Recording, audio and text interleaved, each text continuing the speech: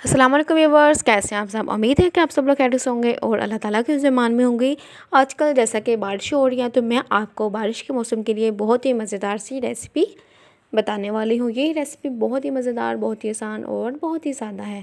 तो व्यूअर्स, सबसे पहले आपने अपने आलू लेने हैं और उसको आपने चिप्स की यानी कि फ्राइज़ की शेप में कट कर लेना है। थोड़ा मोटा कट करना है, बहुत ज़्यादा बड़ी कट नहीं करना।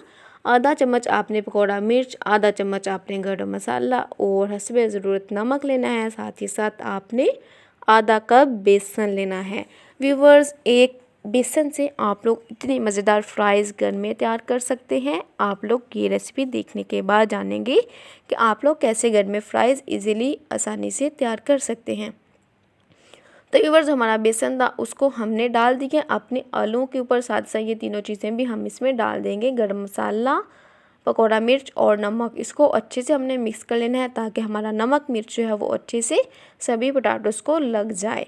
तो व्यूअर्स, बारिशों के मौसम में आपने ये ज़रूर बनाना है, आपके बच्चों को बहुत पसंद आएगा, बच्चों को और आपकी फैमिली को भी पसंद आएगा। तो व्यूअर्स, जैसे हमारा कुकिंग ऑयल गर्म होगा, कुकिंग ऑयल आपने बहुत अच्छा गर्म करना है।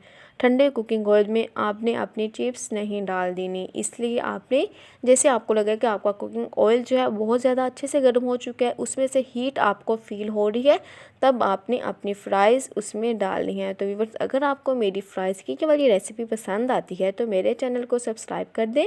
वीडियो अच्छी लगती है तो लाइक करें और दोस्तों शेयर लाजमी करें। ये देखिए जी, हमारा कुकिंग ऑयल बहुत अच्छे से गर्म हो चुका है। अब हमने इसमें 1 बाय 1 करके यानी कि एक एक करके आपने इसमें फ्राइज़ डालते जाना है और उनको अच्छे से फ्राई कर लेना है।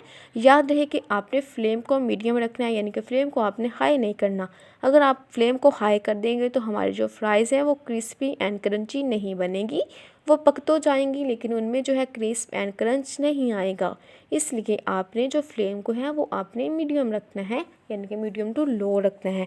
तो इसको अच्छे से फ्राई कर लेना है। तो व्यूअर, ये हमारे अब आपने स्टेनर लेना है। स्टेनर तो तकरीबन हर घर में मौजूद होता है और अपने फ्राइज़ को स्टेन कर लेना है। तो व्यूअर, ये लें जी, हमारी मज़ेदार सी फ्राइज़ की रेसिपी तैयार है। दुआ में याद रखिएगा, अपना और अपनी फैमिली का ख्याल रखिएगा। ये रेसिपी ज़रूर ट्राई कीजिएगा। अगली वीडियो में मुलाकात होगी। अल्लाह हाफिज़।